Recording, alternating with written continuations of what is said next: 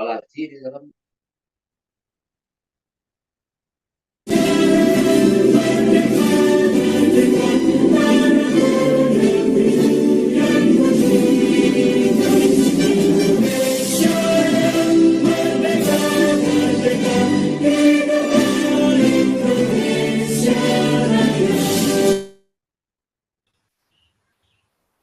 Baik, selanjutnya marilah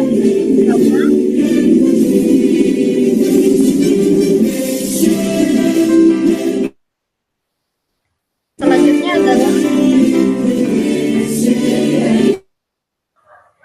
baik Bapak Ibu, selanjutnya kita akan sama-sama menyimak Mars PGRI.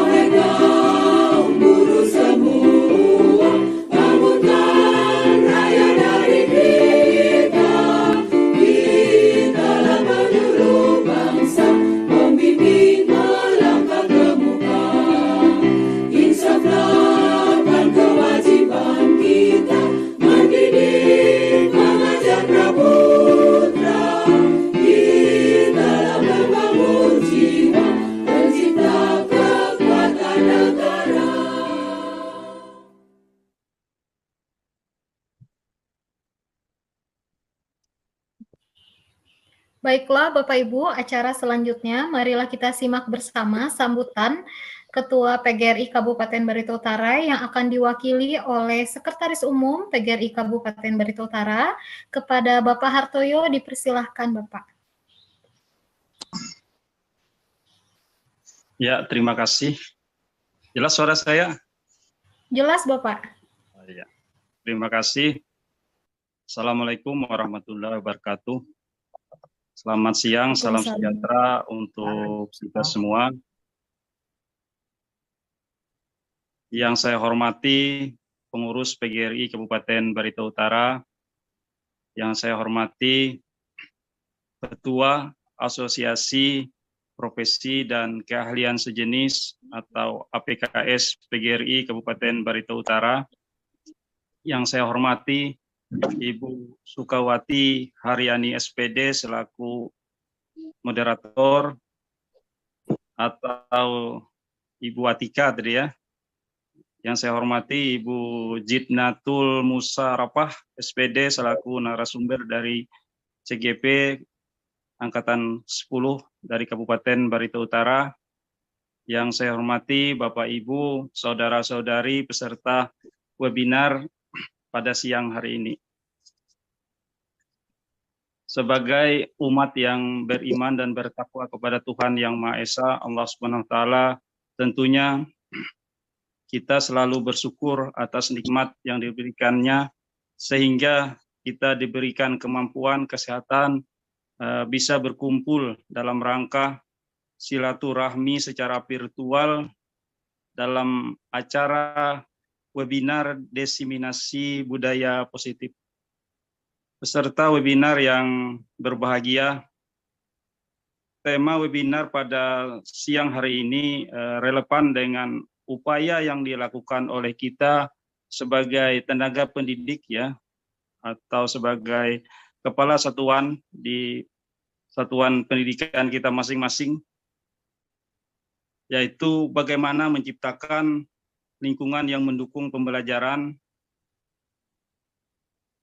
yang positif sehingga tercipta budaya positif. Tentunya peran kita sebagai pendidik ini sangat diperlukan. Pada kesempatan ini juga kami atas nama pengurus PGRI Kabupaten Barito Utara mengucapkan terima kasih kepada Ketua APKS PGRI yang telah menyelenggarakan acara ini dengan baik. Kami berharap ke depannya kegiatan seperti ini dapat terus berlanjut ya, dan ini merupakan bentuk komitmen nyata dari PGRI Kabupaten Barito Utara dalam mengembangkan pendidikan di wilayah Kabupaten Barito Utara khususnya. Selanjutnya, kepada seluruh peserta webinar, kami mengucapkan terima kasih atas partisipasi Bapak Ibu semua, saudara-saudari, sehingga suksesnya acara kita ini. Demikian sambutan singkat dari saya mewakili Ketua PGRI Kabupaten Barito Utara. Mohon maaf saya koreksi sedikit, saya posisi di PGRI Kabupaten Barito Utara adalah wakil ketua ya. Oleh karena itu kepada panitia ya, panitia penyelenggara, kami juga mengucapkan terima kasih yang sebesar-besarnya ya, sehingga acara ini dapat berlangsung dengan baik dan sesuai harapan. Tentunya dengan adanya kegiatan diseminasi ini ya berdampak positif bagi sekolah kita masing-masing, terutama pada peserta didik. Ini langsung saya buka ya, Bu. Iya Bapak, sekaligus membuka kegiatan pada hari ini. Ya, terima kasih atas kesempatan yang kedua kalinya. Mohon izin semuanya ya, seraya mengucapkan puji syukur kehadirat Allah SWT, Tuhan Yang Maha Esa, dengan mengucapkan Bismillahirrahmanirrahim. Webinar diseminasi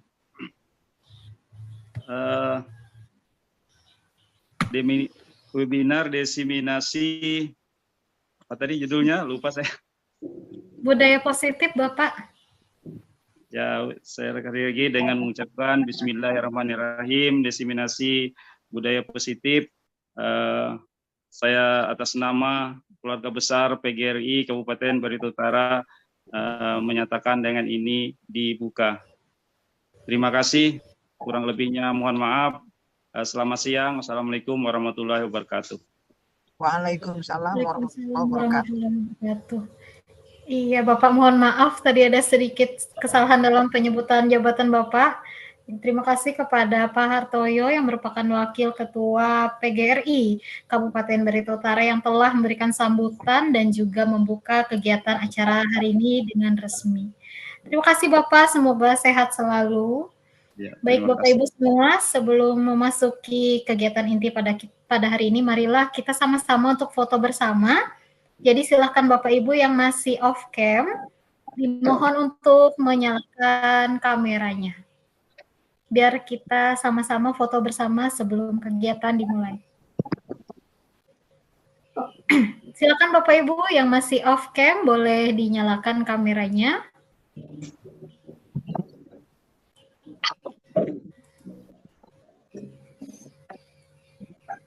Ada berapa? 12 di sini, Bu. Bentar. Iya, saya bantu. Boleh. Ya. Di tempat saya ada 4 slide ya Bapak Ibu. Saya buka dulu ya. Baik, minta 1, tolong Bu Wiwi. 2, 3. Slide pertama.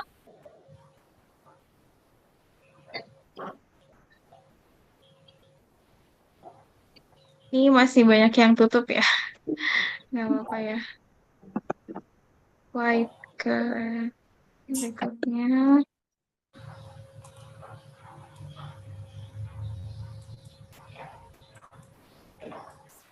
Oke, sudah selesai Bu Atika. Terima kasih. Baik, terima kasih Bu Wiwi yang sudah membantu untuk meng-capture untuk foto bersama. Baiklah Bapak Ibu, bagaimana untuk Bu Sukawati Haryani? Apakah sudah siap Bu untuk menjadi moderator sesi berikutnya? Siap. Alhamdulillah luar biasa ya Bu Sukawati, di tengah kesibukan beliau masih bisa menyempatkan untuk mengisi menjadi moderator pada hari ini. Baik Bapak Ibu, selanjutnya untuk sesi diskusi dan juga pemaparan materi oleh narasumber akan saya serahkan kepada moderator Ibu Haja Sukawati Haryani. Silakan Ibu. Terima kasih Bu Atika yang sudah memberikan kesempatan kepada saya memandu kegiatan diseminasi budaya positif yang akan disampaikan oleh Ibu Jitnatul Musarofah. Sebelumnya, saya perkenalkan terlebih dahulu untuk narasumber kita yang hari ini akan melakukan diseminasi praktik baik budaya positif. Narasumber kita Ibu Jitnatul Musarofah, guru SMP Negeri 2 Muara Teweh, tepatnya guru matematika pada SMP Negeri 2 Muara Teweh. Saat ini beliau adalah seorang calon guru penggerak angkatan 10 dan pada hari ini beliau akan berbagi praktik baik terkait dengan budaya positif. Untuk selanjutnya, sebelum kita memulai kegiatan ini, ada sebuah pantun terlebih dahulu. Ibu Awi ada. Mencari batu di pinggir kali. Cakep. Lewat kegiatan berbagi. Cakep. Baiklah, untuk Ibu Jitnatul Musarofah, kami berikan waktu untuk menyampaikan paparannya dan nanti setelahnya akan kita lanjutkan dengan sesi tanya jawab dan kawan-kawan semua peserta yang hadir pada hari ini kita akan mendengarkan paparan dari narasumber kita terkait budaya positif. Apa itu budaya positif? Mengapa budaya positif itu perlu untuk disebarluaskan atau didiseminasi? Bagaimana budaya positif itu dilakukan? Silakan untuk waktu sepenuhnya kami serahkan kepada Ibu Jitnatul Musarofah. Baik, terima kasih Ibu Haja Sukawati selaku moderator pada hari ini. Apakah suara saya terdengar jelas, Bu? Ya, terdengar Bu. Terdengar Ibu dengan jelas. Baik, terima kasih. Baik, sebelumnya saya buka juga dengan pantun ya, Bapak Ibu. Air beriak tanda tak dalam. Air tenang seperti berlian. Izinkan saya mengucapkan salam kepada hadirin sekalian. Assalamualaikum warahmatullahi wabarakatuh. Waalaikumsalam warahmatullahi wabarakatuh. Waalaikumsalam warahmatullahi wabarakatuh, Ibu. Selamat siang, salam sejahtera, shalom, Om Swastiastu, Namo Buddhaya, salam kebajikan, Adil Katalino, Bacuramin Kasaruga, Basengat Kajubata, arus. Yang terhormat Ketua PGRI Kabupaten Barito Utara yang dalam hal ini diwakili oleh Wakil Ketua Bapak Hartoyo, kemudian yang saya hormati Ketua APKS PGRI Kabupaten Barito Utara, Ibu Wiwi Indahsari SPDI, yang saya hormati Bapak Ibu peserta webinar pada siang hari ini. Puji syukur kita panjatkan kehadirat Allah Subhanahu wa Ta'ala yang telah memberikan kesempatan kepada kita sehingga kita dapat mengikuti acara diseminasi penyebaran pemahaman budaya positif di sekolah. Dalam rangka Bapak Ibu memenuhi salah satu tugas dalam program pendidikan guru penggerak itu bersama saya Jitnatul Musarapah CGP Angkatan 10 Kabupaten Barito Utara. Jadi Bapak Ibu saya menegaskan bahwa di sini saya itu tidak lebih baik dari Bapak Ibu. Saya sebenarnya diamanahi untuk menyampaikan diseminasi budaya positif ini. Saya bukan yang terhebat Bapak Ibu, hanya ingin sharing apa yang sudah saya dapatkan selama beberapa bulan sebelumnya di pendidikan guru penggerak. Baik Bapak Ibu, mohon izin saya share screen.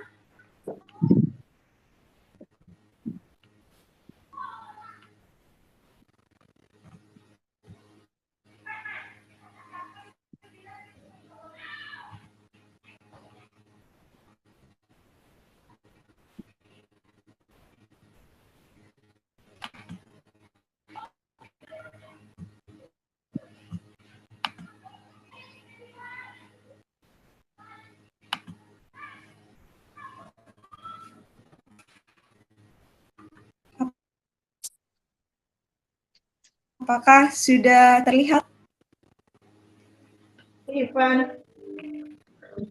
Sudah, Ibu. Sudah terlihat? Sudah, Bu, sudah. Sudah terlihat? Sudah, Ibu. Di sini saya akan Baik, di sini saya akan menyebarkan pemahaman tentang budaya positif Bapak Ibu. Jadi budaya positif itu 6 Bapak Ibu. Yang pertama adalah disiplin positif dan nilai-nilai kebajikan Indonesia. Kemudian yang kedua ada teori motivasi, hukuman dan penghargaan, serta kelas. Yang keempat adalah kebutuhan dasar manusia dan manusia yang berkualitas. Kemudian restitusi kontrol. Dan yang keenam adalah restitusi segitiga restitusi. Baik, langsung saja. Yang pertama, Bapak Ibu di sini bisa dilihat ada yang namanya perubahan paradigma. Jadi di sini ada kegiatan kepalan tangan Bapak Ibu. Dimisalkan Bapak atau Ibu sebagai A, kemudian B itu adalah teman kita. Andai saja, misalkan di dalam suatu kepalan tangan kita itu ada suatu benda yang berharga, Bapak Ibu. Kalau di sini dimisalkan dengan secari kertas kecil saja. Nah, kemudian kita genggam benda berharga tersebut. Lalu teman kita ini membujuk, merayu kita, bahkan bisa saja dia mengancam, menghardik, atau bahkan dia menyuap agar dia bisa mendapatkan apa yang ada di dalam genggaman Bapak Ibu sekalian. Karena menurut orang lain atau menurut dia, benda itu sangat berharga sekali. Dan menurut Bapak Ibu juga demikian. Nah, kira-kira apa yang terjadi Bapak Ibu? Nah, di sini mengibaratkan bahwa yang bisa mengontrol diri kita itu adalah diri kita sendiri Bapak Ibu. Walaupun misalkan teman kita itu membujuk, merayu, menyuap misalkan, atau bahkan dengan ancaman sekalipun, dengan menghardik, kalau memang kita tidak mau memberikan sesuatu yang berharga itu kepada orang lain, maka yang mengontrol itu adalah hanya diri kita sendiri, bukan orang lain Bapak Ibu. Nah, jadi seperti itulah contoh dari perubahan paradigma. Nah, selanjutnya perubahan paradigma teori kontrol atau teori pilihan. Di sini ada ilusinya Bapak Ibu. Jadi di sini ada miskonsepsi tentang teori kontrol. Yang pertama adalah ilusi guru mengontrol murid. Jadi pada dasarnya Bapak Ibu kita tidak dapat memaksa murid itu untuk berbuat sesuatu jika murid tersebut memilih untuk tidak melakukannya. Nah, walau kelihatannya di sini guru itu sedang mengontrol perilaku murid, tetapi hal itu sebenarnya terjadi karena memang muridnya mau mengizinkan dirinya untuk dikontrol. Kemudian saat itu bentuk kontrol guru itu menjadi sebagai suatu kebutuhan dasar yang dipilih oleh murid. Jadi teori kontrol itu menyatakan bahwa semua perilaku itu memiliki tujuan, bahkan terhadap perilaku yang tidak disukai sekalipun. Nah, kemudian yang kedua ada ilusi bahwa semua penguatan positif, efektif, dan bermanfaat. Nah, penguatan positif atau bujukan itu adalah bentuk-bentuk kontrol, Bapak Ibu. Nah, segala usaha untuk mempengaruhi murid itu agar mereka mengulangi suatu perilaku tertentu, itu kemungkinan murid akan menyadarinya. Bisa juga murid menolak bujukan. Nah, atau bisa juga murid menjadi tergantung dengan pendapat adalah ilusi bahwa kritik dan membuat rasa bersalah itu mampu menguatkan karakter. Nah, jadi menggunakan kritik ataupun membuat rasa bersalah itu sebenarnya Bapak Ibu menuju pada identitas gagal. Nah, secara tidak langsung mereka itu belajar untuk merasa diri mereka itu negatif atau merasa dirinya rendah begitu. Nah, kadang sulit juga bagi guru itu untuk mengidentifikasi bahwa mereka sedang melakukan perilaku ini karena seringkali itu guru cukup menggunakan suara halus untuk menyampaikan pesan-pesan yang negatif. Itu seperti sindiran. Dan yang terakhir adalah ilusi bahwa orang dewasa berhak memaksa. Nah, pada saat ini orang dewasa itu akan menyadari bahwa perilaku memaksa itu tidak akan efektif untuk jangka waktu yang panjang. Bahkan sebuah permusuhan pun bisa jadi akan terbentuk karena ini, Bapak Ibu. Selanjutnya, perubahan paradigma stimulus respon atau teori kontrol. Nah, di sini siapa sesungguhnya yang memiliki kontrol? Nah, di sini Bapak Ibu bisa kita lihat pada tabel stimulus respon. Yang pertama adalah kita mencoba mengubah orang agar berpandangan sama dengan kita. Nah, kalau kami pandang orang lain tentang dunia, itu bedanya. Nah, kemudian yang kedua, perilaku buruk dilihat sebagai suatu kesalahan. Kalau di dalam teori kontrol, semua perilaku itu memiliki tujuan, entah tujuan yang baik ataupun tujuan yang kemudian di dalam stimulus teori kontrol itu hanya kita yang bisa. Nah, kemudian saya bisa kontrol orang lain. Apabila di dalam teori kontrol, kita itu tidak bisa mengontrol orang lain, Bapak Ibu. Nah, kemudian pemaksaan ada pada saat bujukan gagal. Nah, kalau dalam teori kontrol, kolaborasi dan konsensus itu menciptakan pilihan-pilihan yang baru. Dan model berpikir di dalam stimulus respon itu seringkali dia menang atau kalah. Tetapi kalau di dalam teori kontrol, dia model berpikirnya adalah menang dan menang. Jadi sama-sama diuntungkan begitu. Selanjutnya, apa makna dari disiplin? Jadi Bapak Ibu, disiplin itu berasal dari bahasa Latin, yaitu disiplina, yang artinya adalah belajar. Nah, makna asal dari kata ini itu berkonotasi dengan Nah, disiplin diri itu membuat orang menggali potensinya menuju sebuah tujuan atau apa yang dia hargai. Nah, namun dalam budaya kita, makna kata disiplin itu sudah berubah menjadi sesuatu yang dilakukan seseorang pada orang lain untuk mendapatkan kepatuhan. Nah, kecenderungan umumnya itu dengan ketidaknyamanan, bukan dengan apa yang kita hargai atau pencapaian suatu tujuan yang mulia. Nah, selanjutnya adalah nilai-nilai kebajikan universal. Nilai kebajikan universal adalah sifat-sifat positif manusia yang merupakan tujuan mulia yang ingin dicapai setiap individu. Nilai dari suku bangsa, agama, bahasa maupun latar belakangnya. Kontrol tahun 1999 perbuatan itu memiliki tujuan. Nah, maka motivasi intrinsiknya akan terbangun Bapak Ibu, sehingga menggerakkan motivasi dari dalam untuk dapat mencapai tujuan yang diinginkan. Nah, nilai-nilai kebajikan yang ingin dicapai oleh setiap anak Indonesia itu kita kenal dengan yang namanya profil pelajar Pancasila. Dan mungkin ini sudah tidak asing lagi didengar oleh Bapak Ibu dengan 6 dimensinya, yaitu beriman, bertakwa kepada Tuhan Yang Maha Esa dan berakhlak mulia, berkebinekaan global, gotong royong, mandiri, kreatif, dan bernalar kritis.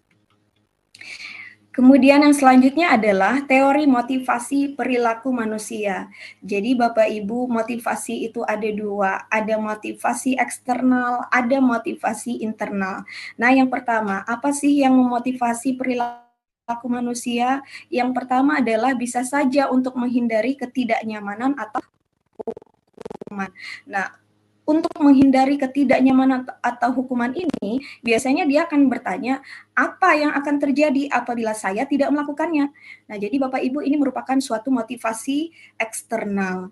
Nah, yang kedua adalah untuk mendapatkan imbalan dari orang lain atau institusi. Nah, biasanya orang dengan model yang seperti ini, dia akan bertanya, apa yang akan saya dapatkan apabila saya melakukannya? Nah, ini juga Bapak Ibu tergolong dalam motivasi eksternal. Artinya ada acuan untuk dia mendapatkan sesuatu karena adanya suatu hukuman ataupun suatu imbalan.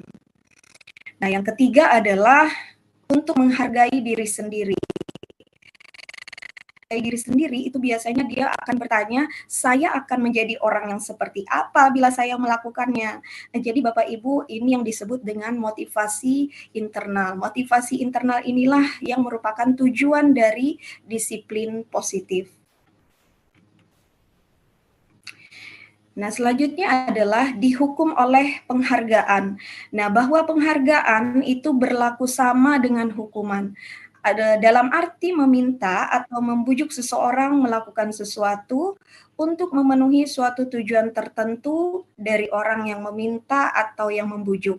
Nah, dorongannya eksternal dan akan ada faktor ketergantungan. Kemudian beberapa dampak dari pemberian penghargaan itu, yang pertama adalah pengaruh jangka panjang dan jangka pendek. Nah, maksudnya seperti apa Bapak Ibu? Penghargaan jangka panjang dan jangka pendek ini. Penghargaan itu akan efektif jika kita menginginkan seseorang itu melakukan sesuatu yang kita inginkan dalam jangka waktu yang pendek tentunya. Nah, kemudian jika kita menggunakan penghargaan lagi dan lagi, maka orang tersebut itu akan bergantung pada penghargaan yang diberikan dan bisa saja dia kehilangan motivasi dari dalam dirinya. Kemudian yang kedua adalah penghargaan menjadi tidak efektif. Maksudnya seperti apa?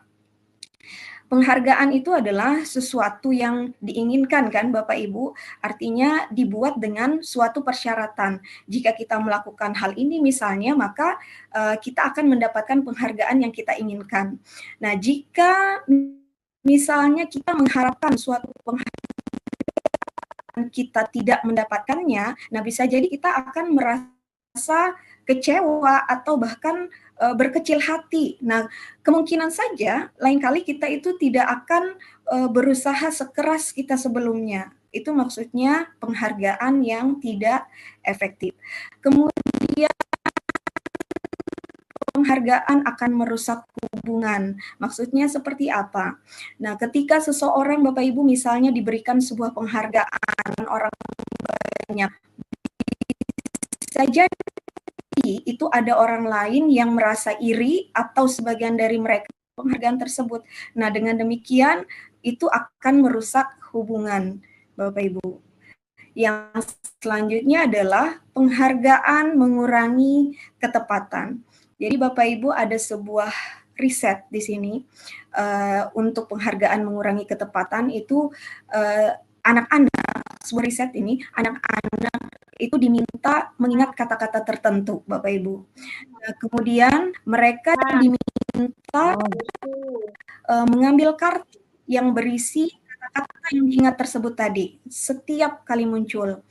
Nah, kemudian beberapa anak itu diberikan permen setiap mereka memberikan jawaban yang benar, dan sebagian yang lain itu hanya diberitahu saja bila jawaban mereka benar. Artinya hanya sebagian yang diberi permen, sebagiannya hanya diberi jawaban. Nah, ternyata hasil riset tersebut menunjukkan bahwa anak-anak yang mendapatkan permen jawabannya banyak tadi, yang anak-anak yang mendapatkan permen itu jawabannya banyak yang tidak tepat, Bapak Ibu, dibandingkan anak-anak yang hanya diberitahu jawabannya saja. Nah, kemudian yang berikutnya adalah bisa jadi Bapak Ibu karena sering mereka terima, mereka akan lupa untuk mengasah kemampuan mereka untuk menjadi lebih baik lagi. Itu maksudnya. Yang selanjutnya adalah penghargaan mematikan kreativitas. Maksudnya di sini adalah dalam tugas memecahkan masalah itu murid biasanya memakan waktu yang lebih lama. Nah, kemudian memberikan jalan keluar juga yang bisa jadi kurang kreatif, Bapak Ibu. Kemudian mereka dijanjikan suatu penghargaan. Nah, ini yang bisa dapat mematikan kreativitas pada akhirnya. Kemudian penghargaan menghukum. Nah, ini maksudnya bagaimana Bapak Ibu? Penghargaan menghukum ini misal saja mereka mengharapkan suatu penghargaan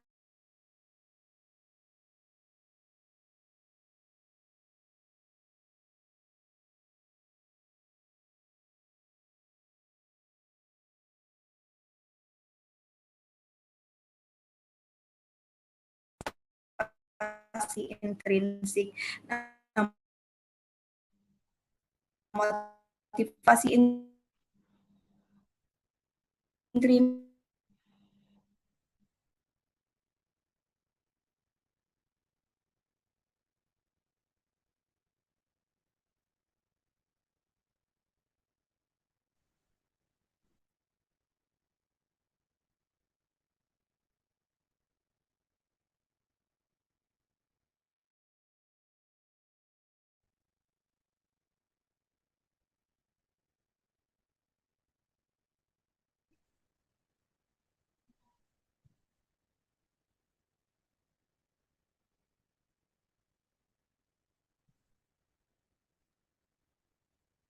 konsisten atau terus-menerus, dan yang terakhir itu adalah kita harus berfokus pada proses.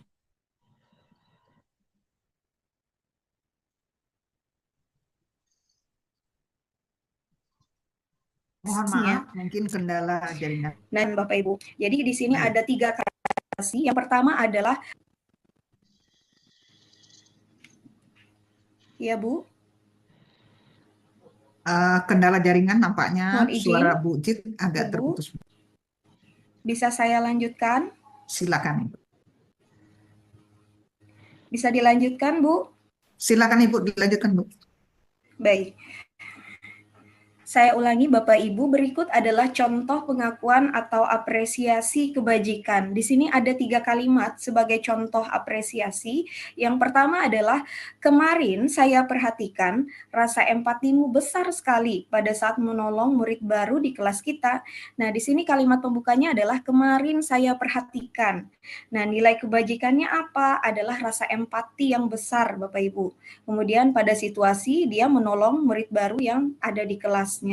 Nah, kemudian yang kedua adalah contohnya, saya menghargai kepedulianmu pada saat kamu membantu teman-temanmu di tugas kelompok. Nah, jadi di sini nilai kebajikannya adalah kepedulian. Nah, pengakuannya dia menghargai kepedulian itu tadi. Kemudian yang ketiga adalah terima kasih untuk rasa tanggung jawabmu pada saat kamu memungut kertas-kertas yang berserakan di lantai. Nah, nilai yang ketiga ini adalah nilai tanggung jawabnya, Bapak Ibu. Nah, kemudian perbedaan antara hukuman dan konsekuensi. Mohon share Nah, di screen-nya sini Ibu. Bapak Ibu bisa kita lihat ada tabel berupa hukuman. Ya, Bu. Share screen-nya belum terlihat di layar.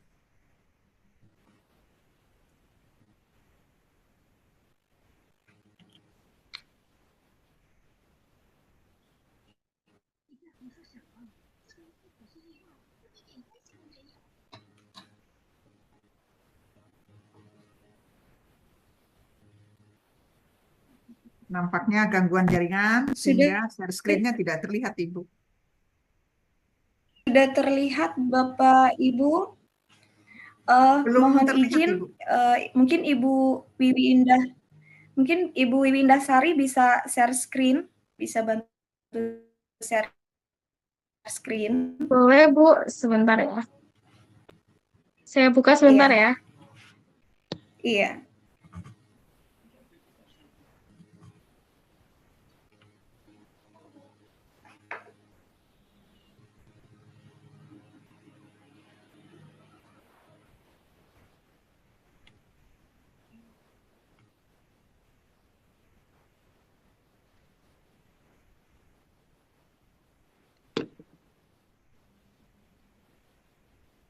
Slide keberapa, Bu? Sebentar. Recording stop. Slide ke-12, Bu Wiwi.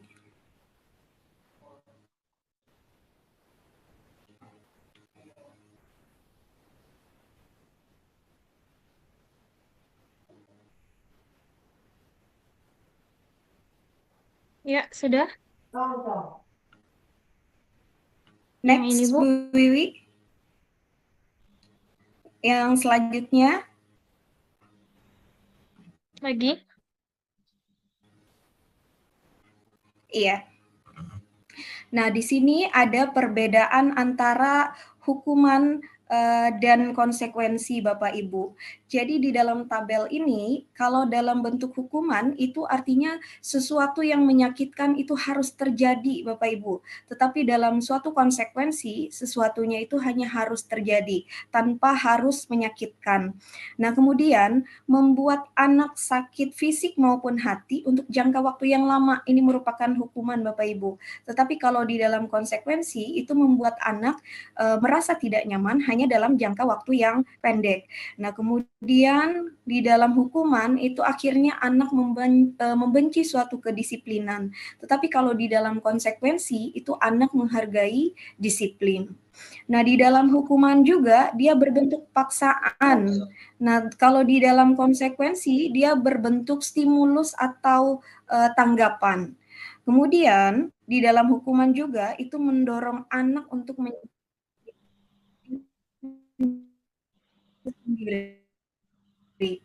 tetapi kalau di dalam konsekuensi, nah kalau di dalam hukuman juga konsep dirinya menjadi buruk, kalau di dalam konsekuensi itu konsep dirinya menjadi lebih baik.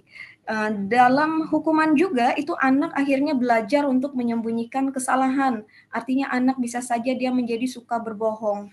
Nah, kalau di dalam konsekuensi itu anak belajar untuk mematuhi peraturan. Kemudian di dalam hukuman juga bisa jadi anak akhirnya akan menjadi marah, bisa merasa bersalah, merasa dipermalukan, atau bahkan merasa tidak dihargai. Tetapi di dalam konsekuensi, mereka bisa dan diasingkan untuk sementara. Next, Bu Wiwi. Nah, berikutnya adalah contoh perbedaan antara hukuman dan konsekuensi, Bapak Ibu. Di sini ada contoh tindakan guru. Yang pertama adalah mencatat 100 kali di dalam buku kalimat, saya tidak akan terlambat lagi. Nah, ini karena terlambat misalnya datang ke sekolah. Nah, ini contoh suatu hukuman, Bapak Ibu, kalau yang seperti ini. Yang kedua, lari mengelilingi lapangan basket 2 kali karena terlambat hadir di sekolah. Ini juga merupakan bentuk hukuman. Kemudian yang ketiga, murid diminta untuk push up 15 kali karena tidak menggunakan masker ke sekolah. Nah, ini juga merupakan bentuk suatu hukuman, Bapak Ibu. Kemudian yang selanjutnya adalah menggantikan kertas tugas teman yang telah dicoret-coret. Nah, ini merupakan contoh dari konsekuensi. Membersihkan tumpahan air di meja tulis karena tersenggol pada saat belajar. Ini juga merupakan suatu konsekuensi. Kemudian murid disuruh untuk tidak mengenakan sepatu seharian di sekolah karena tidak mengenakan sepatu hitam.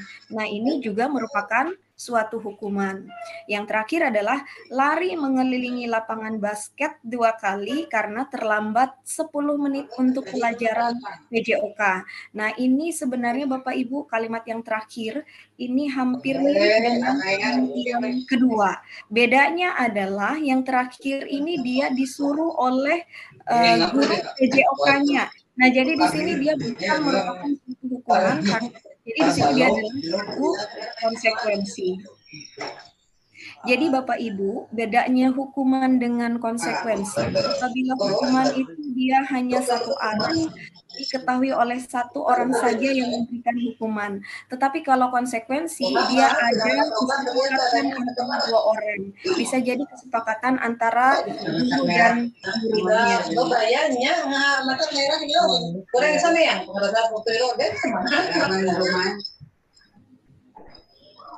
Next.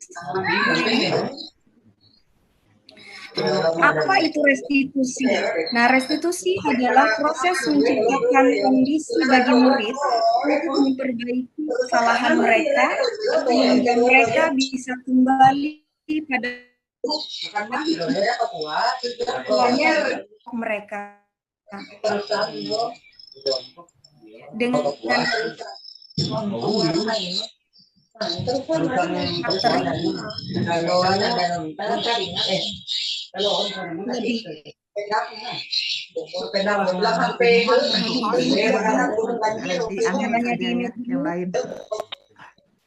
Baik, saya lanjutkan Bu Wiwi.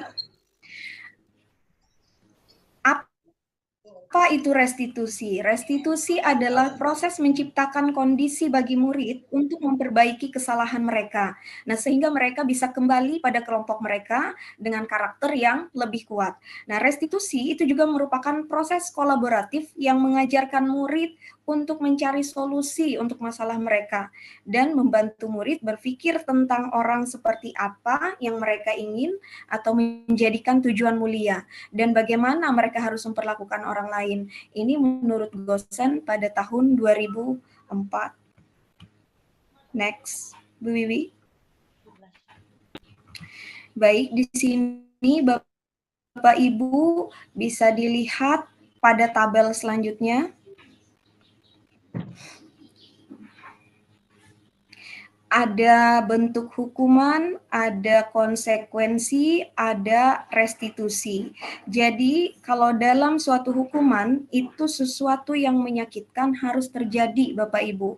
Tetapi kalau di dalam konsekuensi ataupun restitusi, dia harus terjadi, tetapi kalau di restitusi lebih kepada suatu pilihan. Nah, kemudian Bapak Ibu, di dalam hukuman itu tidak nyaman untuk murid atau anak untuk jangka waktu yang panjang. Tetapi kalau di dalam konsekuensi itu tidak nyaman untuk murid atau anaknya untuk jangka waktu yang pendek. Kemudian di dalam restitusi juga bisa menguatkan murid itu dalam jangka waktu yang panjang. Jadi Bapak Ibu, untuk hukuman ini menuju pada identitas gagal. Kemudian kalau di dalam konsekuensi dan restitusi itu menuju pada identitas sukses, Bapak Ibu. Bisa Bapak Ibu lihat pada tabel ini. Next, Bu Wiwi.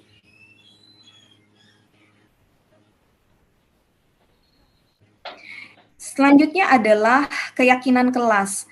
Nah, mengapa tidak peraturan saja? Mengapa harus keyakinan kelas? Nah, sebagai contoh Bapak Ibu, di sini ada 3 pertanyaan.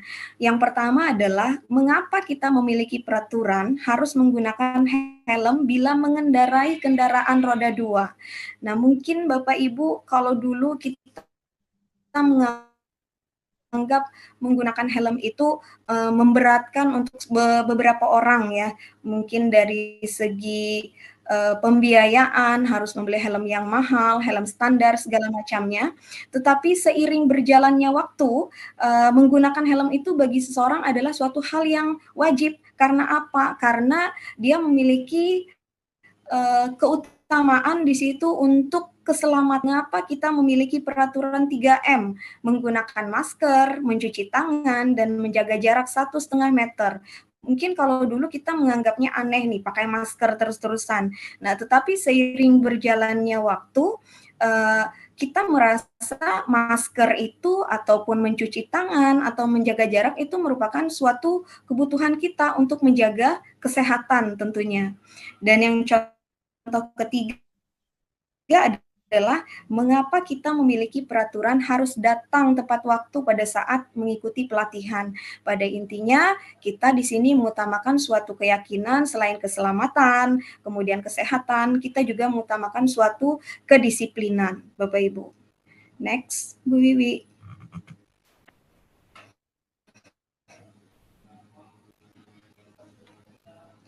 Nah, di sini Bapak Ibu bisa dilihat dimulai dari paling dalam dulu ada yang namanya peraturan kelas, Bapak Ibu. Jadi ketika kita sudah membuat peraturan di dalam kelas, kemudian kita laksanakan, maka akan menjadi sebuah keyakinan, Bapak Ibu.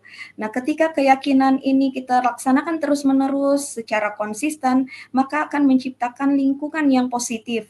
Nah, lingkungan yang positif ini pun akan terbentuk seiring dengan berjalannya waktu menjadi sebuah budaya yang positif. Next, Bu Wiwi. Selanjutnya adalah pembentukan keyakinan kelas. Nah, di sini Bapak Ibu bisa dilihat contoh pembentukan keyakinan kelas. Jadi ada beberapa syarat untuk membuat keyakinan kelas. Yang pertama bahwa keyakinan kelas itu Bapak Ibu bersifat abstrak. Kemudian yang kedua berupa pernyataan yang universal atau umum Bapak Ibu. Kemudian yang ketiga dibuat dalam pernyataan atau kalimat yang positif. Nah, kemudian sedikit saja agar mudah diingat, itu biasanya yang maksimalnya adalah 7, Bapak Ibu. Nah, juga semua warga sekolah atau warga kelas itu dilibatkan pada saat membuat keyakinan kelas. Next, Bu Wiwi. Nah, di sini Bapak Ibu salah satu contoh praktik baik yang sudah saya laksanakan yaitu penyusunan keyakinan kelas. Di sini saya sebagai wali kelas 7D untuk tahun ajaran 2023-2024. Jadi di sini Bapak Ibu pertama-tama adalah kita menyepakati dengan siswa itu apa saja sih yang mereka inginkan, kelas yang seperti apa yang mereka mau. Jadi saya di sini membagikan kertas post-it masing-masing kepada siswa, meminta mereka agar di kelas itu mereka merasa aman, merasa nyaman, dan merasa seperti rumah mereka sendiri, Bapak Ibu. Nah, setelah saya meminta siswa untuk menuliskan apa yang mereka inginkan tadi, kemudian saya meminta mereka untuk, nah, setelah itu kami mengelompokkan apa saja sih ini yang sama nih, misalnya si A nih maunya dengan si B nih sama, kita kelompokkan di situ, kita pilah. Nah, pada akhirnya dari beberapa kesepakatan yang sudah dibuat tadi, dibentuklah suatu keyakinan kelas, Bapak Ibu. Bisa next, Bu Wiwi.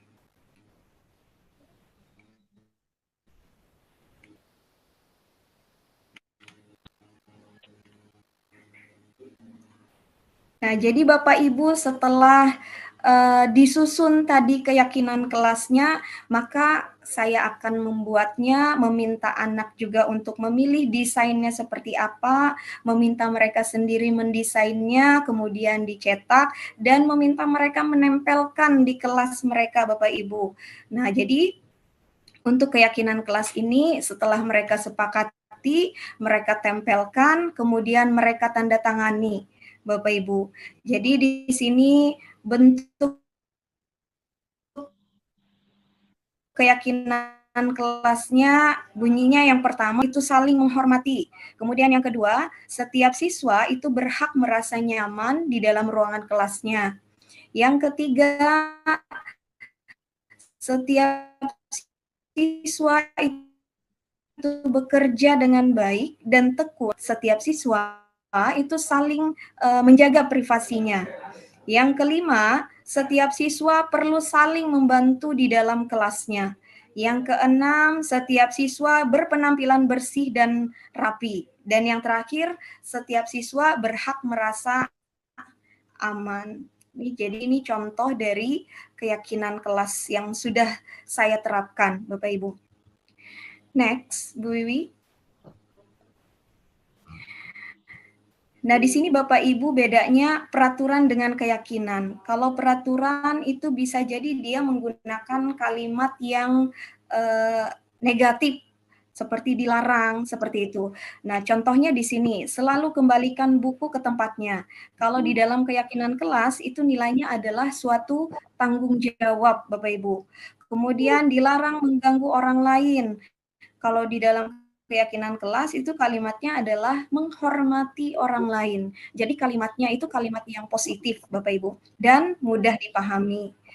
Kemudian yang berikutnya, hadir di sekolah 15 menit sebelum pembelajaran dimulai. Nah, kalau di dalam keyakinan kelas itu bisa jadi dia menghormati orang lain atau berkomitmen. Kemudian contoh peraturan berikutnya adalah dilarang melakukan kekerasan. Nah, kalau di dalam keyakinan kelas, kalimatnya menjadi suatu keselamatan atau bisa jadi menghormati orang lain. Dan seterusnya, Bapak Ibu. Bisa dilihat pada tabel ini. Next, Bu Wiwi.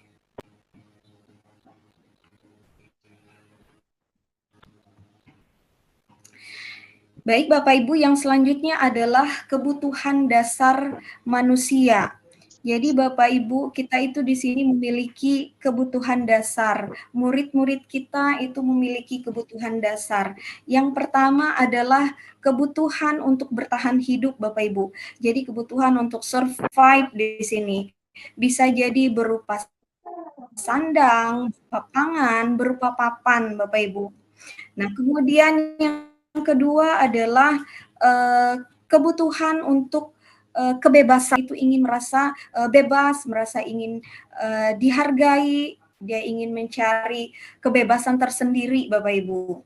Kemudian yang selanjutnya adalah kebutuhan untuk kesenangan. Nah, setiap orang itu pasti menginginkan kesenangan, Bapak Ibu.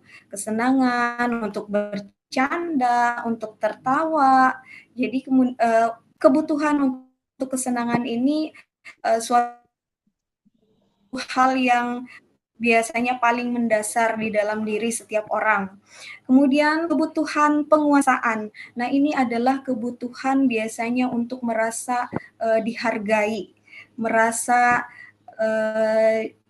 ilmunya itu misalnya diakui oleh setiap orang. Bapak Ibu, itu kebutuhan untuk penguasaan. Dan yang terakhir adalah kebutuhan dasar manusia berupa kasih sayang dan rasa diterima. Nah, ini yang pasti Bapak Ibu kita inginkan. Kita merasa ingin selalu dikasihi, merasa ingin disayangi, merasa diterima di setiap kalangan, diterima di lingkungan tempat kita bekerja. Nah, begitu juga dengan murid-murid kita, Bapak Ibu. Mereka ingin merasa disayangi, merasa dikasihi di lingkungan sekolahnya, merasa diterima di lingkungan keluarganya, dengan temannya, atau tempat tinggalnya sekalipun.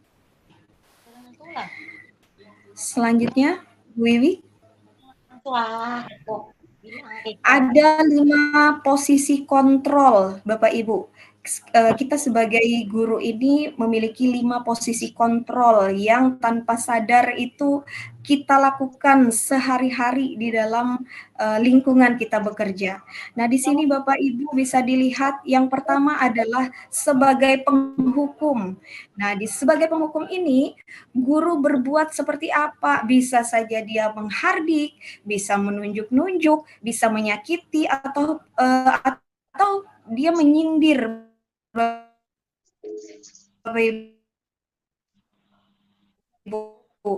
Nah, ini yang mungkin biasa atau pernah kita lakukan. Nah, kemudian gurunya berkata, misalkan, nah begitu. Kemudian hasilnya seperti apa? Nah, anak bisa jadi dia memberontak atau menyalahkan orang lain atau bahkan dia bisa juga sering berbohong, Bapak Ibu. Nah, kaitannya dengan dunia berkualitas seperti apa? Akhirnya murid itu meletakkan guru itu di luar dunia yang berkualitas. Akhirnya mereka berkata, biarkan saja, nanti juga marah-marah lagi. Nah, bisa seperti itu kan Bapak Ibu, sering kita dengar dalam lingkungan kita sehari-hari di sekolah. Nah, kemudian dampaknya bagi murid seperti apa? Mereka akan mengulangi lagi kesalahannya. Artinya itu tidak muncul motivasi dari dalam dirinya sendiri untuk memperbaiki kesalahannya. Nah, kemudian posisi kontrol yang kedua adalah pembuat rasa bersalah. Nah, guru berbuat seperti apa, Bapak Ibu? Bisa jadi mereka mengajar hanya dengan metode ceramah, kemudian mengatakan seharusnya kamu begini, begini, begini. Nah, kemudian bisa juga gurunya berbuat ibu kecewa, kamu sudah begini. Nah, akhirnya dengan kata-kata yang sudah dilontarkan oleh guru itu tadi, siswa itu bisa saja dia bersifat tertutup. Dia menyembunyikan segala sesuatu yang ada di dirinya, dia tidak mau terbuka, bisa jadi dia menyangkal Bapak Ibu, bisa jadi dia juga berbohong.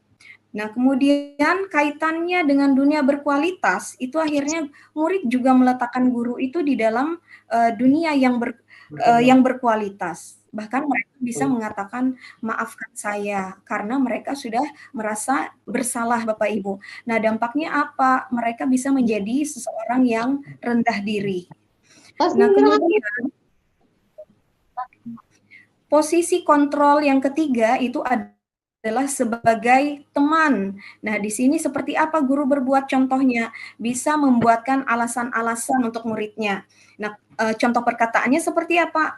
Ayolah, lakukan demi ibu. Masa kamu tidak mau?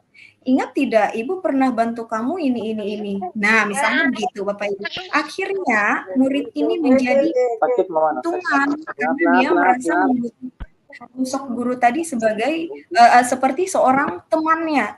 Nah, kemudian di sini murid itu melakukan guru sebagai orang yang sangat penting di dunia yang berkualitas. Nah, kemudian murid bisa saja Bapak Ibu berkatanya, saya pikir Bapak atau Ibu itu teman saya, ternyata begitu. Nah, kemudian apa sih dampaknya terhadap murid apabila posisi kita ini sebagai teman? Bisa jadi murid itu menjadi lemah, kemudian tidak mandiri, dan merasa ketergantungan dengan kita, Bapak Ibu. Kemudian posisi kontrol yang keempat adalah posisi sebagai pemantau. Nah, di sini apa yang guru perbuat? Menghitung atau mengukur. Nah, seperti apa kata-katanya? Contohnya, apa peraturannya? Nah, di sini akhirnya hasilnya murid menyesuaikan diri, bisa menyesuaikan diri apabila dia diawasi. Kalau tidak diawasi, dia bisa saja kembali lagi seperti semula, tidak mentaati peraturan. Nah, kemudian di sini murid itu meletakkan hukum itu di dunia yang berkualitas. Berapa banyak bintang yang saya harus peroleh? Nah, berapa halaman yang harus saya tulis? Karena dia merasa di sini dia dipantau, kemudian setelah dia melakukan sesuatu bisa jadi dia diiming-iming menitik beratkan pada sanksi atau hadiah, Bapak Ibu. Itu yang saya maksud tadi. Nah, yang terakhir adalah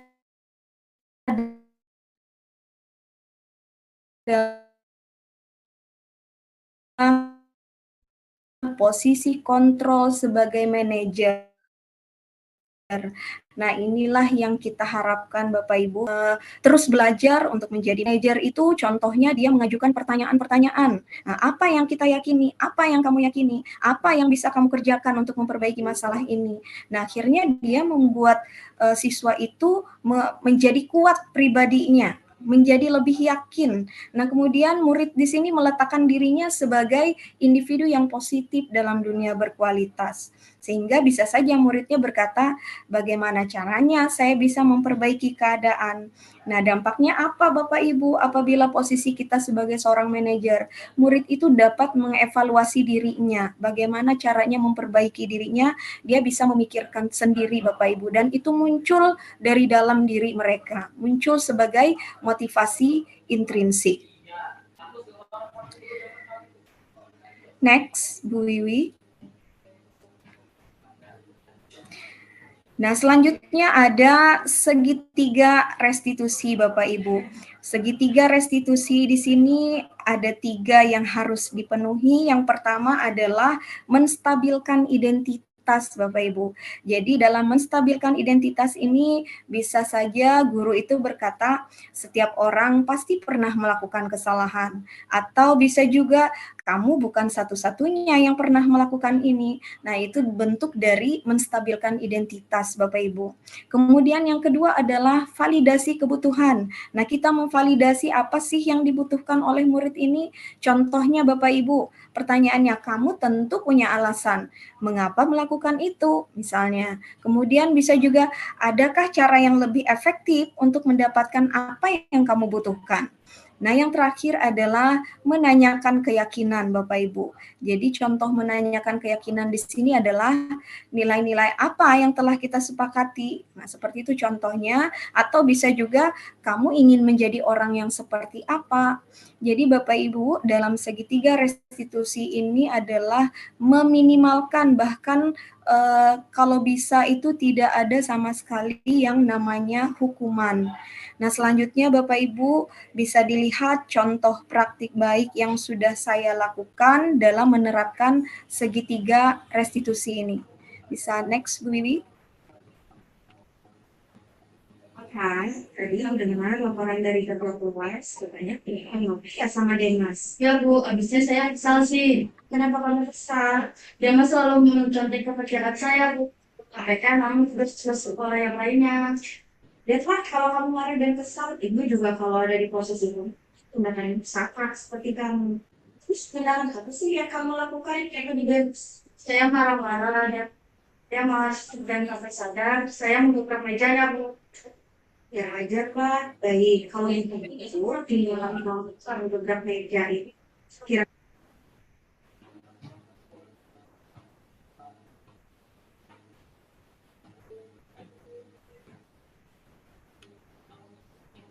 Mohon maaf Bu Wiwi, suara videonya terjeda.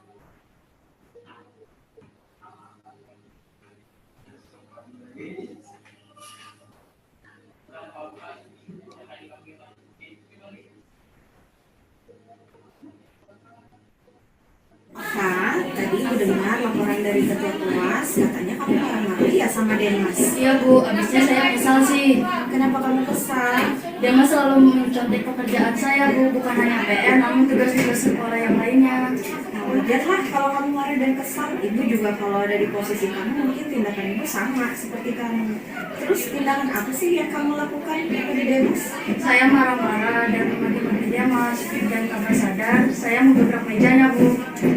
Ya wajar Pak. Baik, kalau begitu tindakan kamu menggebrak meja itu kira-kira sudah sesuai tidak dengan keyakinan kelas kita? Tidak Bu. Kalau begitu, keyakinan kelas apa yang sudah kamu langgar? Saling menghormati antar teman Bu. Nah, kalau menurut kamu saling menghormati antar teman itu penting tidak? Penting Bu. Penting. Kalau begitu, tindakan apa yang kamu lakukan untuk memperbaikinya? Harus lebih sabar Bu. Harus lebih sabar. Bersedia tidak memperbaiki masalah ini? Bersedia Bu. Nah, kalau begitu, apa yang kamu lakukan untuk memperbaiki masalah ini? Saya harus lebih bersabar dan tidak boleh terlalu terbawa emosi. Jika ada teman yang menyontek, saya akan melaporkan kepada guru mata pelajaran atau wali kelas Bu. Baik, tindakan kamu sudah tepat ya, Okta. Nah, sekarang tetap semangat ya. Silakan kembali ke kelasmu. Ya Bu. Baik. Bapak Ibu, itu tadi contoh praktik baik yang sudah saya lakukan tentang segitiga restitusi. Jadi Bapak Ibu, di sini ada kasus bahwa si Okta ini tidak terima pekerjaannya itu selalu dicontek oleh temannya. Dan akhirnya dia tidak bisa menahan emosi dan marah-marah sampai di situ dia menggebrak meja temannya. Jadi Bapak Ibu, ceritanya Okta ini saya panggil, saya tanyakan kenapa alasannya dia sampai menggebrak meja, dan dia sudah menjelaskan karena kesal, dia tidak terima pekerjaannya itu selalu dicontek oleh temannya. Nah, kemudian di situ pada saat saya menstabilkan identitas, saya membuat kalimat, ya wajarlah kamu melakukan hal seperti itu. Kalau ibu juga ada di posisi kamu, mungkin ibu akan melakukan hal yang sama. Nah, seperti itu. Kemudian pada tahap validasi tindakan, saya menanyakan Bapak Ibu, setelah saya menanyakan alasannya kenapa di validasi tindakan tadi, dia menjelaskan kekesalannya itu sampai dia mengebrak meja, kemudian saya akhirnya menanyakan keyakinan apa sih yang sudah dilanggar oleh si Okta. Bisa saya menanyakan kembali seperti apa caranya dia memperbaikinya, dan dia pun akhirnya bisa menyelesaikan masalah itu, Bapak Ibu. Selanjutnya Bu Wiwi, mungkin yang terakhir, slide terakhir.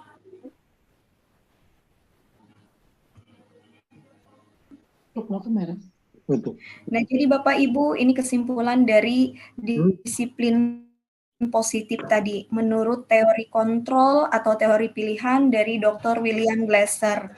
Nah, jadi di sini Bapak Ibu, kita itu tidak bisa mengontrol orang lain. Jadi yang bisa mengontrol diri kita itu adalah diri kita sendiri. Nah, kemudian makna disiplin di sini adalah bahwa belajar mengontrol diri itu dengan menggali potensi kita agar tercapai tujuan yang mulia, yaitu sesuatu yang menjadikan seseorang yang kita inginkan berdasarkan nilai-nilai yang kita hargai. Kemudian semua perilaku itu memiliki tujuan, Bapak Ibu. Tadi sudah kita pelajari tentang teori motivasi. Jadi motivasi itu ada dua, ada motivasi eksternal, ada motivasi internal. Nah, seseorang bisa saja termotivasi itu karena yang pertama untuk menghindari hukuman, bisa juga untuk mendapatkan imbalan atau mendapatkan penghargaan, yang merupakan keduanya itu adalah motivasi eksternal. Kemudian untuk motivasi internal itu adalah untuk menghargai diri sendiri, sehingga menunjukkan nilai-nilai kebajikan universal dengan contohnya adalah pelaksanaan atau pembuatan keyakinan kelas, Bapak Ibu. Kemudian ada 5 posisi kontrol seorang guru. Yang pertama tadi adalah sebagai penghukum, kemudian pembuat rasa bersalah, sebagai teman, sebagai pemantau, dan yang terakhir adalah sebagai manajer.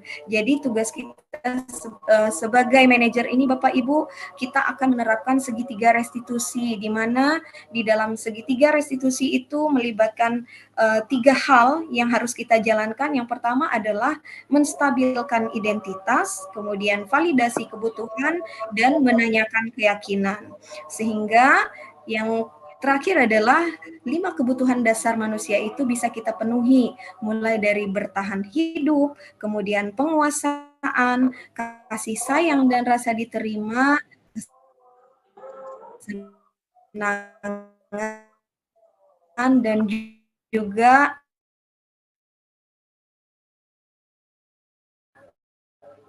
kebebasan, Bapak Ibu.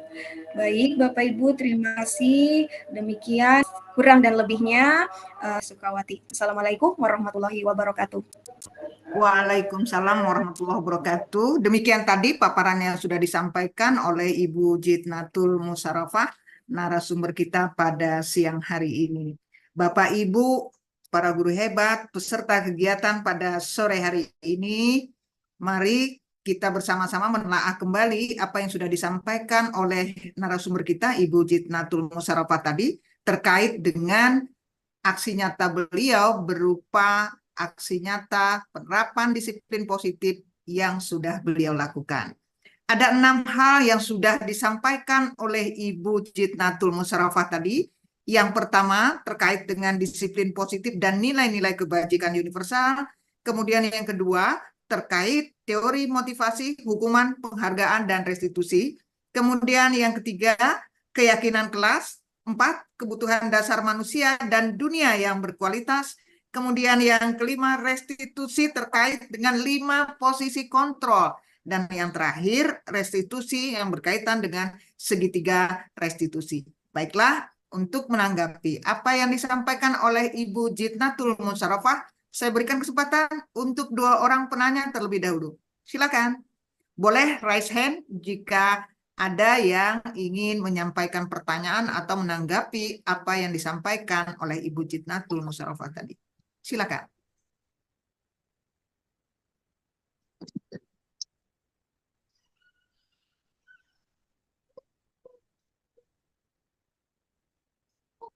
Bapak Ibu, jika ada hal-hal yang ingin dibagikan terkait dengan budaya positif juga di sekolahnya Bapak Ibu, mungkin pada kesempatan ini juga boleh, ya, karena kita sifatnya di sini selain menyebarluaskan atau mendesiminasi kegiatan budaya positif yang sudah diterapkan oleh Ibu Jitnatul Musarafah, kita pun saling sharing. Siapa tahu di sekolah kita pun tanpa sadar kita sudah melaksanakan budaya positif ini. Silakan Bapak Ibu.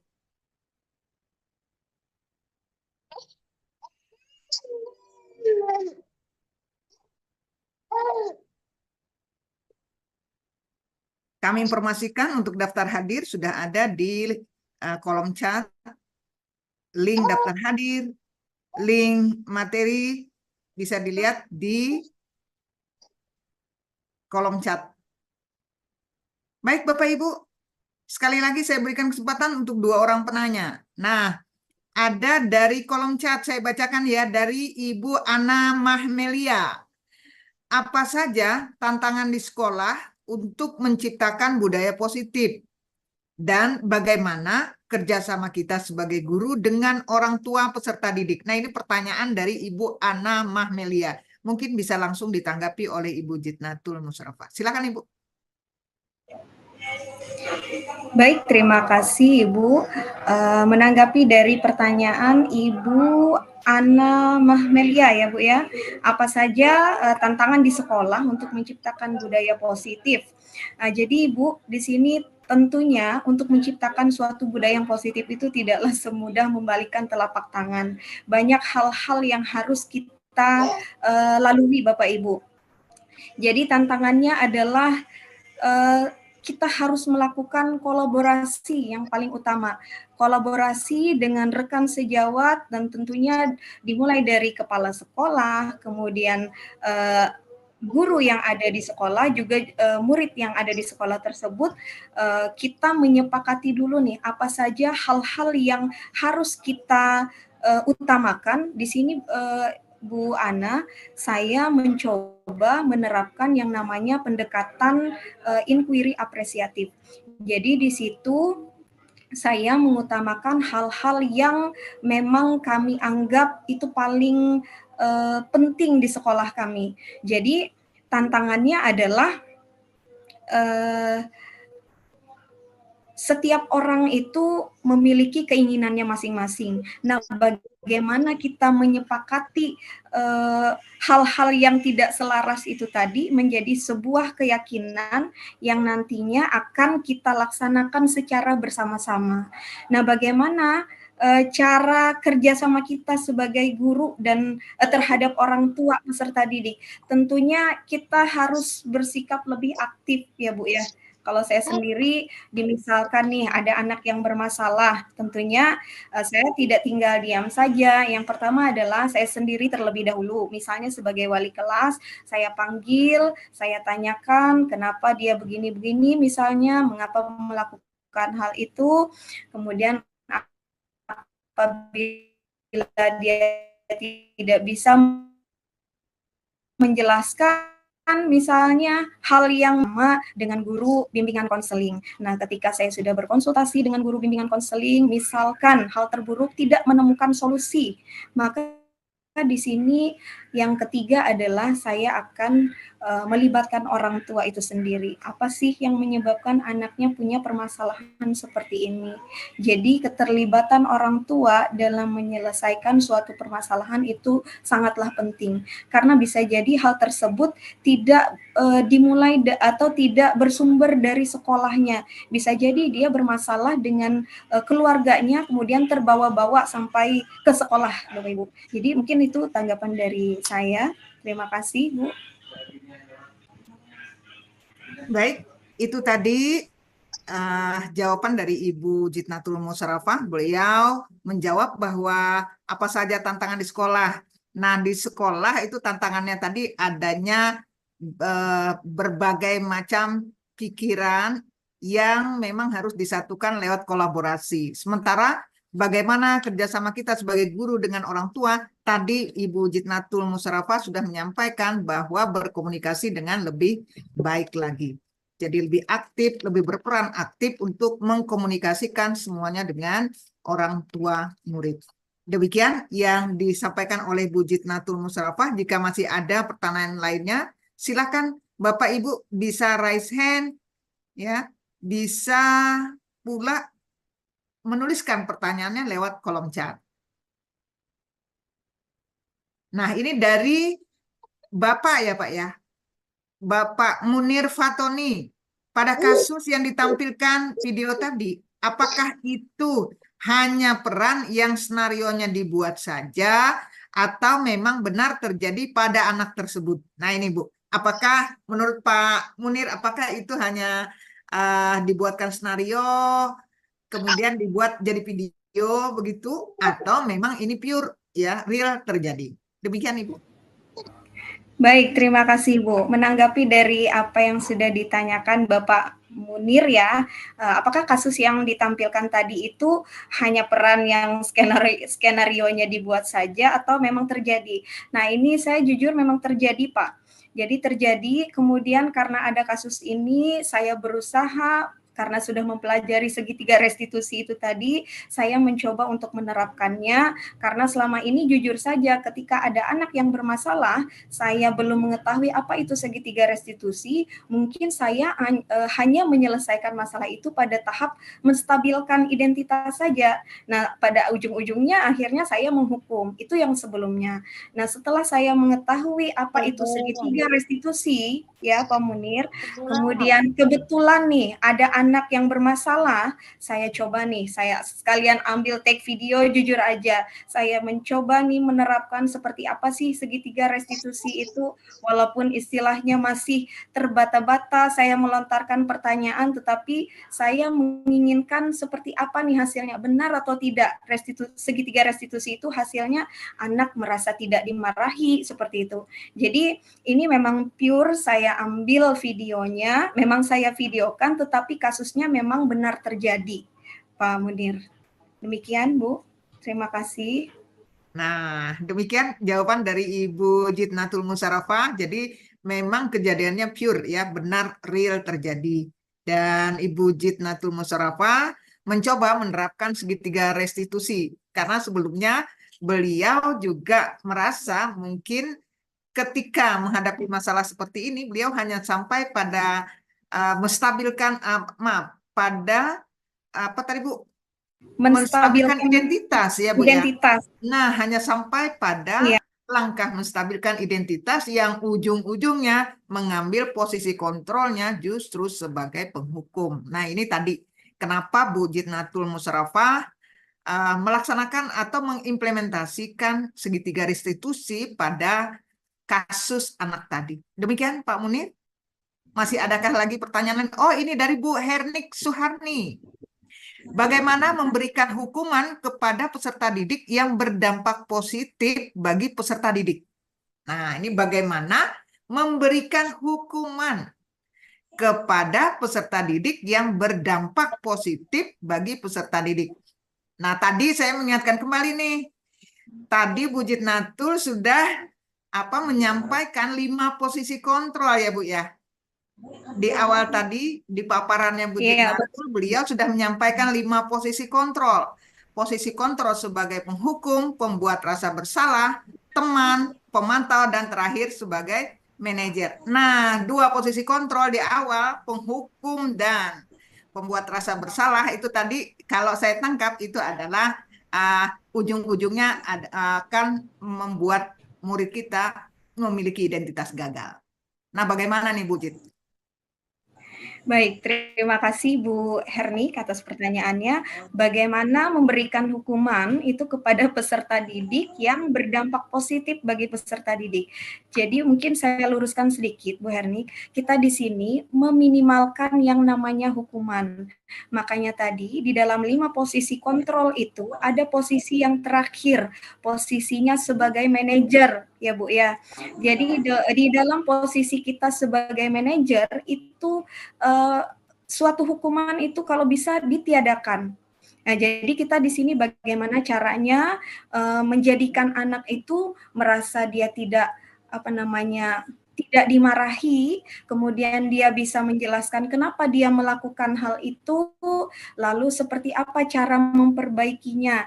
Jadi Bu Herni mungkin di sini bisa kita kita putar sedikit pemikiran kita terhadap suatu hukuman. Kalau bisa kita berikan pemahaman, kita berposisi sebagai seorang manajer, sebagai seorang among. Mungkin begitu Bu dari saya. Terima kasih.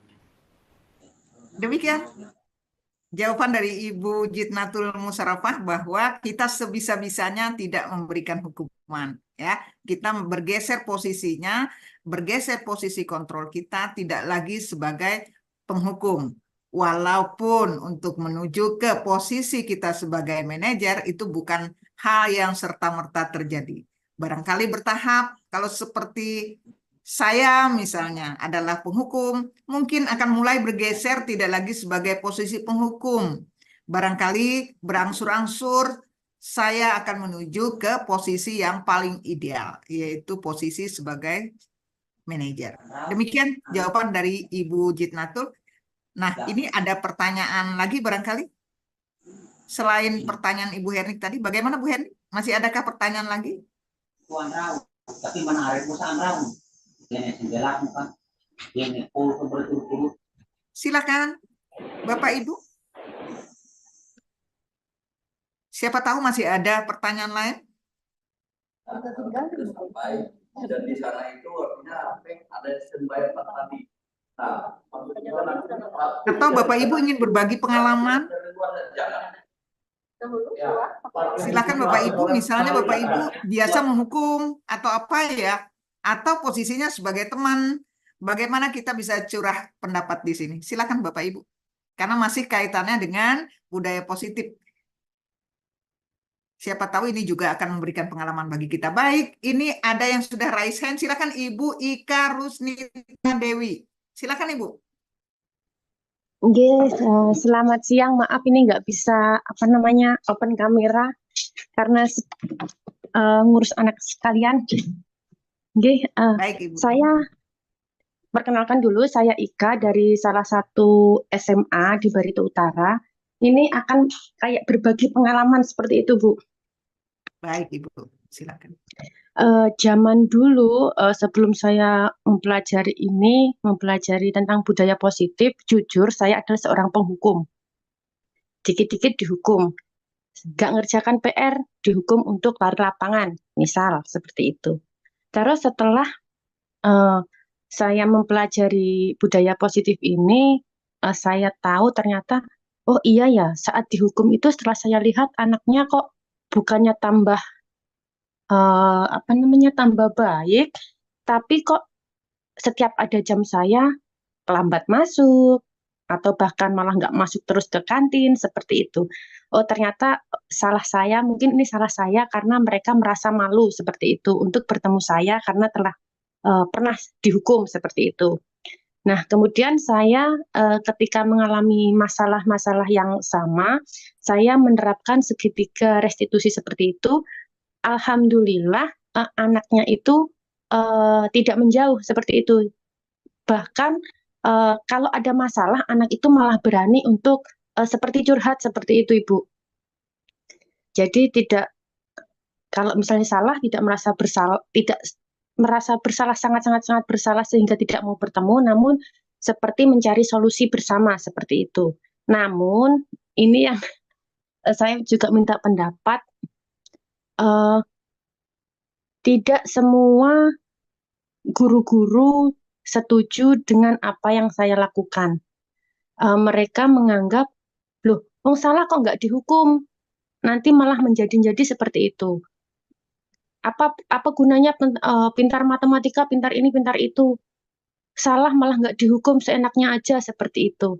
Bahkan bisa jadi crash gitu, Bu, jadi antara guru satu dan guru yang lain dengan cara yang berbeda. Nah, saya minta pendapat bagaimana cara menyikapi orang-orang yang menyalahkan metode segitiga restitusi itu, Bu. Terima kasih.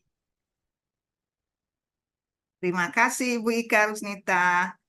Nah, ini pengalaman ini mungkin tidak hanya pernah dialami oleh Ibu Ika Rusnita Dewi, ya. Pengalaman ini mungkin juga pernah kita alami. Banyak dari kita mengalami hal ini.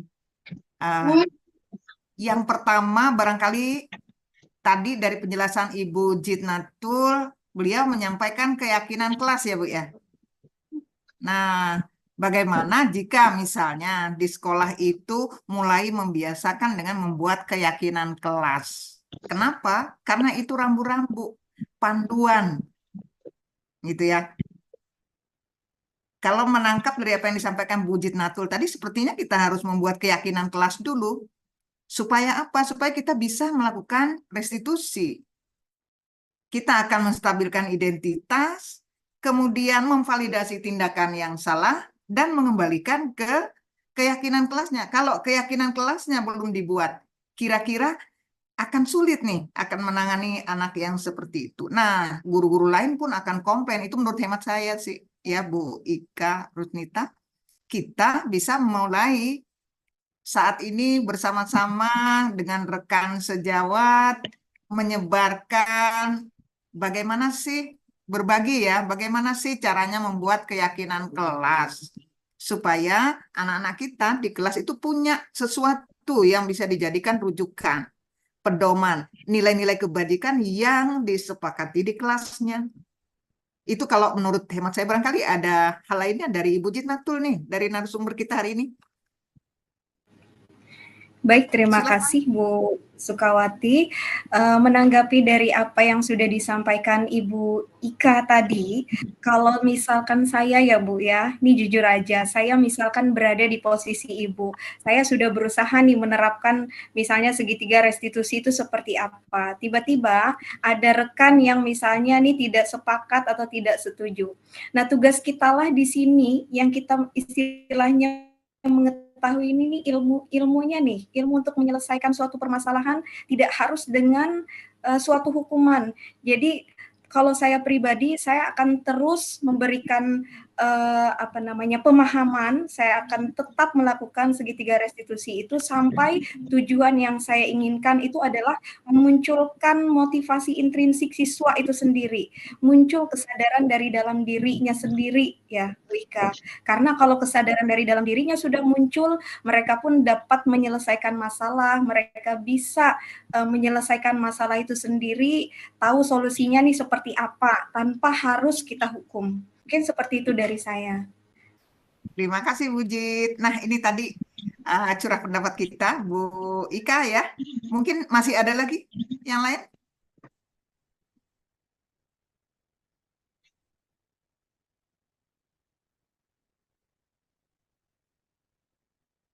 Silakan Bapak Ibu, boleh raise hand, boleh Bapak Ibu tuliskan pertanyaannya di kolom chat. Waktu kita sampai dengan pukul 15:05. Jadi masih ada lebih kurang untuk satu penanya lagi. Silakan Bapak Ibu.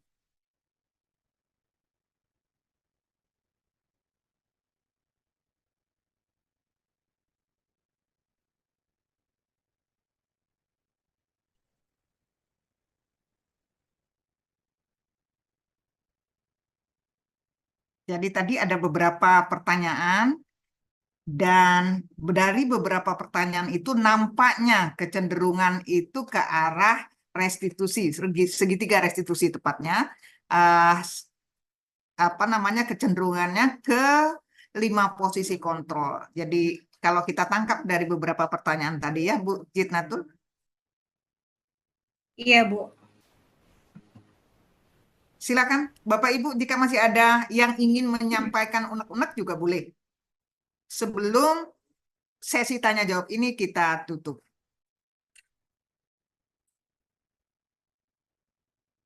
Di monitor ini nampak ada 101 partisipan ya.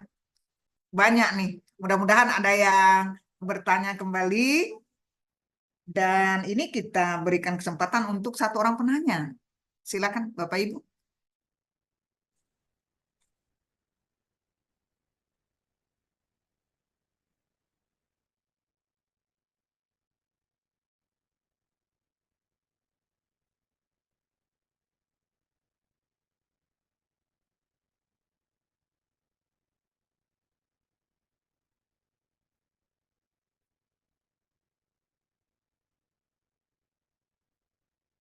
Saya ulangi ya Bapak Ibu, tadi Bu Jitnatul sudah memaparkan ada 6 hal terkait dengan kegiatan diseminasi budaya positif yang hari ini kita laksanakan. Beliau sudah memaparkan terkait disiplin positif dan nilai-nilai kebajikan, kemudian teori motivasi, hukuman, penghargaan, ya, kemudian ada restitusi, dan berikutnya keyakinan kelas, lalu kebutuhan dasar manusia, dan hubungannya dengan dunia yang berkualitas.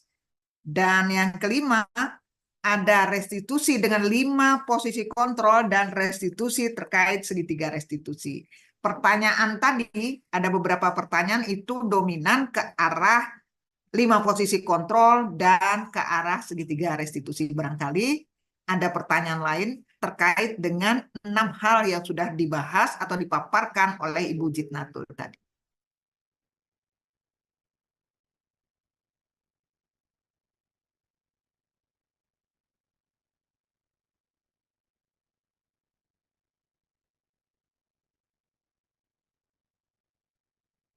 Baik Bapak Ibu, jika tidak ada lagi pertanyaan, maka kita akan segera mengakhiri sesi tanya jawab ini, dan ada beberapa hal yang bisa kita simpulkan dari beberapa pertanyaan dan tanggapan atau jawaban yang sudah disampaikan oleh Ibu Jitnatul Musarrafah tadi, bahwa yang paling penting di sini adalah kita berupaya untuk menerapkan disiplin positif di sekolah kita masing-masing.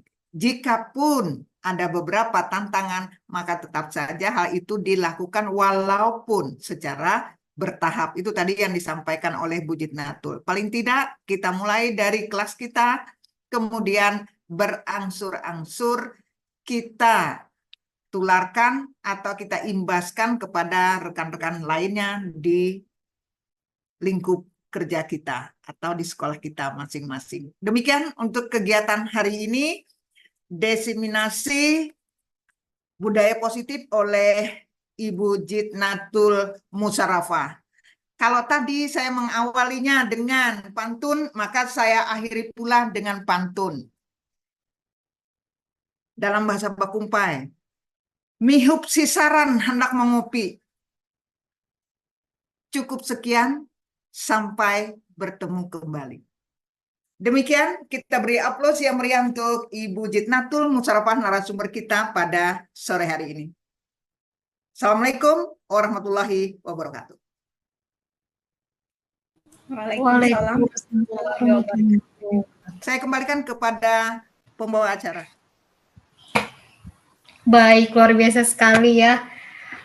Ibaratnya kalau kita kita ibaratkan materi hari ini adalah sangat berdaging ya, sangat berisi sekali. Jadi Bapak Ibu untuk materi nanti akan dibagikan linknya, itu ada link daftar hadir, link materi, dan juga di situ nanti ada link sertifikat. Dan untuk sertifikat sendiri mungkin Bapak Ibu akan diberitahukan lagi lebih lanjut di grup karena mungkin akan diproses terlebih dahulu. Baik, sebelum kita mengakhiri kegiatan pada hari ini, izinkan saya untuk mengundang Ketua APKS PGRI Kabupaten Barito Utara, yaitu Ibu Wiwi Indasari SPDI, untuk memberikan closing statement terkait dengan kegiatan diseminasi kita pada hari ini. Kepada Ibu Wiwi Indasari, dipersilahkan.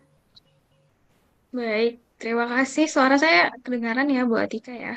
Kedengaran. Ya, terima kasih. Ya, Bapak Ibu, Assalamualaikum warahmatullahi wabarakatuh. Selamat sore, salam sejahtera untuk kita semua.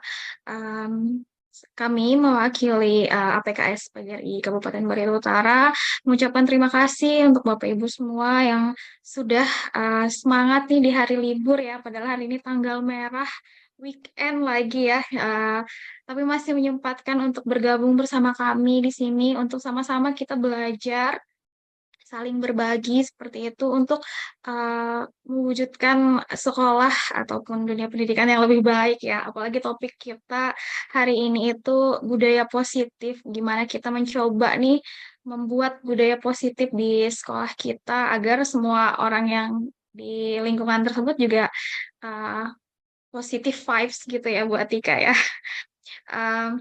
Memang Bapak Ibu tidak mudah seperti yang disampaikan Ibu Sukawati dan Ibu Zitatul tadi ya, tidak mudah untuk langsung menerapkan budaya positif ini, apalagi dengan yang selama ini kita tahu, saya juga sebenarnya jujur masih sering sebagai penghukum ya di sekolah gitu. Nih pelan-pelan kita mencoba gimana sih? Mungkin kita nggak bisa langsung ke posisi manajer tadi ya, 5 posisi kontrol tadi.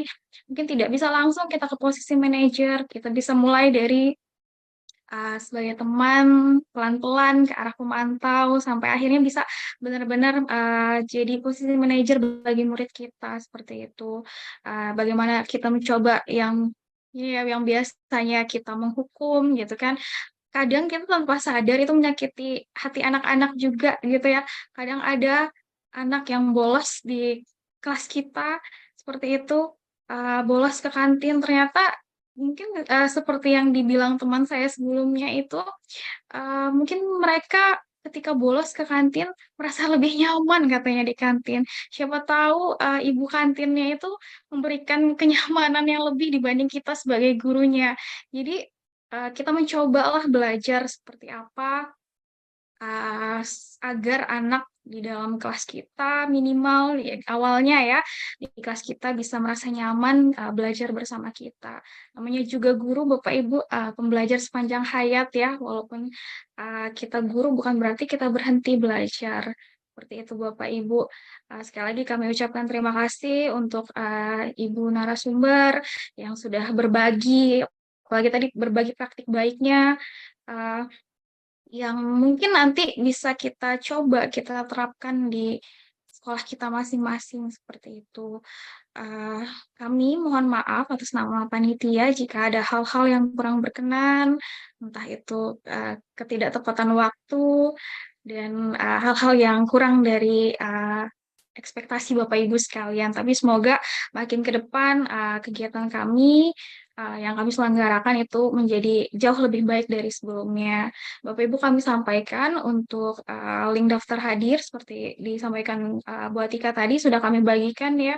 Ada juga di grup WA kami. Bapak Ibu yang belum tergabung di grup WA, kami mohon Ibu Bapak Panitia mungkin bisa men-share lagi link grup WA kita ya, Bapak Ibu Panitia yang lain di kolom chat agar nanti insya Allah kegiatan kita nggak hanya berakhir di sini, ada banyak topik-topik lain lagi yang akan kita bahas nantinya. Nah, untuk sertifikat nanti akan kami update di grup WA juga Bapak Ibu. Saat ini sedang sedang proses crafting ya. Jadi mungkin memang sudah ada yang jadi sertifikatnya, tapi masih ada juga yang belum. Mohon ditunggu saja. Kami akan terus update sambil menunggu Bapak Ibu mengisi daftar hadir yang ada di kolom chat ataupun di chat WA ya Bapak Ibu.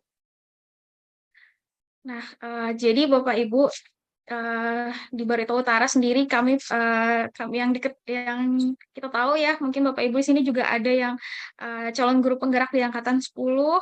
Nah, Bapak Ibu sekalian misalnya ataupun guru penggeraknya juga, kami siap nih Bapak Ibu sebagai salah satu komunitas belajar, siap memfasilitasi jika ada Bapak Ibu GP, guru penggerak ataupun calon guru penggerak yang ingin mendiseminasikan atau sharing praktik baik, bisa nanti nih kita collab, kita kerjasama gitu kan ya. Jadi tidak hanya anggota APKS saja yang bergerak, tapi semua kami mengundang lah istilahnya Bapak Ibu, mengundang Bapak Ibu guru penggerak, Bapak Ibu calon guru penggerak ataupun aktivis pendidik yang lainnya. Jika ingin berkolaborasi bersama kami siap memfasilitasi menjadi wadah Bapak Ibu untuk sharing bersama. Jadi intinya dari guru untuk guru dan untuk pendidikan seperti itu Bapak Ibu. Kami siap bekerja sama, berkolaborasi bersama. Betul kan ya Bu Atika ya? Oke, baik Bapak Ibu, sekali lagi kami mohon maaf jika ada hal-hal yang kurang berkenan. Semoga apa yang kita laksanakan hari ini menjadi berkah buat kita bersama. Ini saya tutup sekalian mungkin ya Bu Atika ya. Silakan Bu.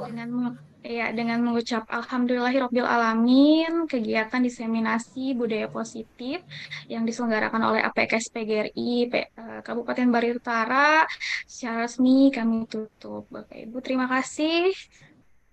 Kami akhiri. Wassalamualaikum warahmatullahi wabarakatuh. Waalaikumsalam warahmatullahi wabarakatuh. Assalamualaikum. Iya, baik Bapak Ibu, terima kasih atas kehadirannya. Silakan, sudah boleh meninggalkan room.